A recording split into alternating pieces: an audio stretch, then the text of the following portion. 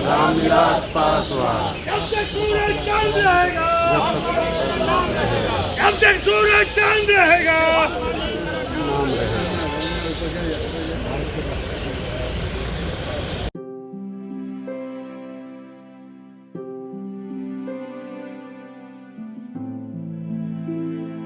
केंद्रीय मंत्री रामविलास पासवान के पार्थिव शरीर का अंतिम दर्शन करने देश के तमाम बड़े दिग्गज नेता पहुंचे। बीजेपी के फायर ब्रांड नेता गिरिराज सिंह ने भी उन्हें भावविहीन श्रद्धांजलि दी। गिरिराज सिंह की गिनती उन गिने चुने नेताओं में होती है जो रामविलास पासवान के बेहद करीब माने जाते थे।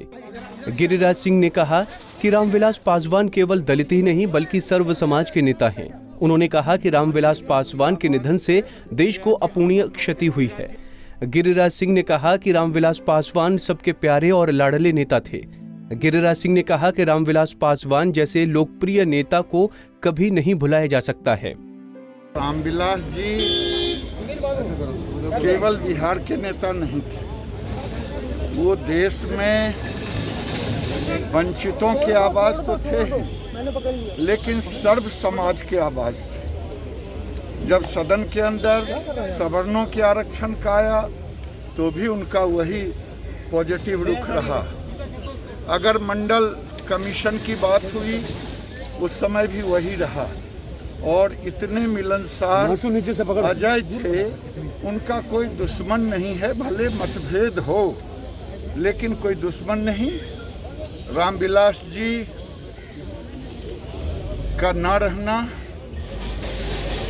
भारत के राजनीतिक क्षितिज पर समाज को एक ऐसा नुकसान है जिसकी क्षतिपूर्ति करना बड़ा ही मुश्किल है। जिस तरह से आते थे राजनीतिक प्रभाव क्या पड़ेगा?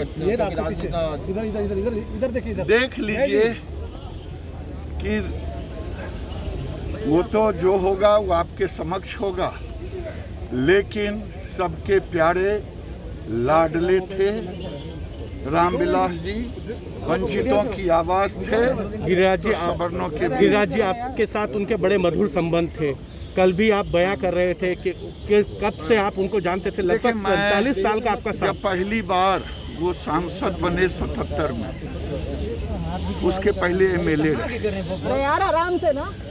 तो मुजफ्फरपुर के एमपी थे, दिगंबत हो गए दिग्विजय बाबू, उनके आवास पर मेरी उनकी मुलाकात हुई और मैं समझता हूँ कि उस समय से लगातार निरंतर संपर्क में, लेकिन वो एक ऐसे व्यक्ति थे जिनको भुलाए भी नहीं भुलाया जा सकता। वहीं केंद्रीय मंत्री साध्वी निरंजन ज्योति ने भी रामविलास पासवान को भावविहीन श्रद्धांजलि दी है।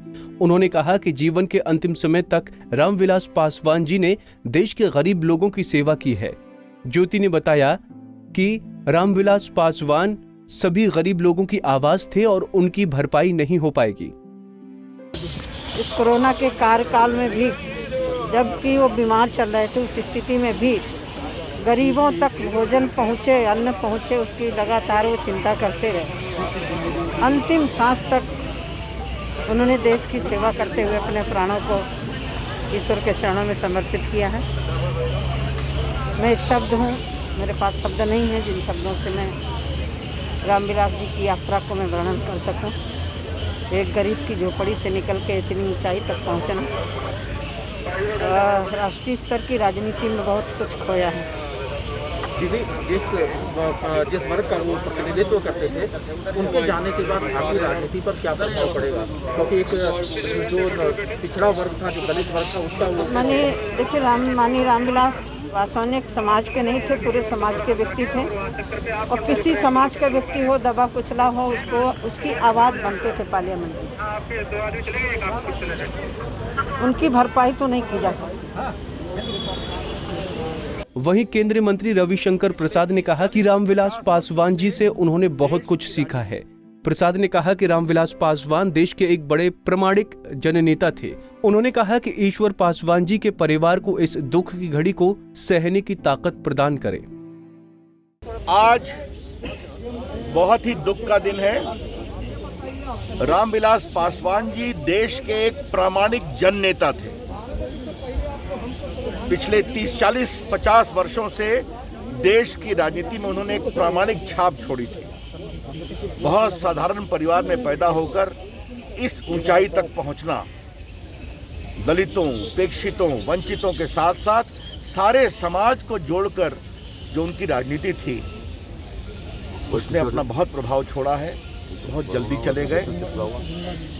कभी ये नहीं भूलना चाहिए कि उन्होंने देश के लगभग 5-6 प्रधानमंत्रियों के साथ काम किया।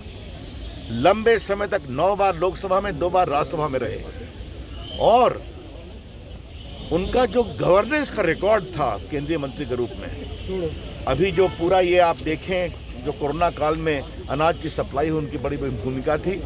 मेरा सौभाग्य था कि जब मैं अटल जी की सरकार में पहली बार मंत्री बना तो उन्हीं के साथ मैं कोयला राज्य मंत्री था, कोयला खान राज्य मंत्री। उनसे बहुत कुछ सीखा। वो मेरे प्रदेश बिहार के थे। मेरी बहुत पीड़ा है, असीम संवेदना। रामविलास जी का दुख देश की राजनीति के लिए एक अपूर्णीय क्षति है। ओम शांति। भारत के गरीबों और वंचितों के मसीहा रामविलास पासवान के जाने से एक बड़ा राजनीतिक शून्य पैदा हुआ है। ये देखने वाली बात होगी कि चिराग पासवान कैसे आने वाले वक्त में इस राजनीतिक शून्य को कैसे भरेंगे। Bureau report, Punjab Kesari TV.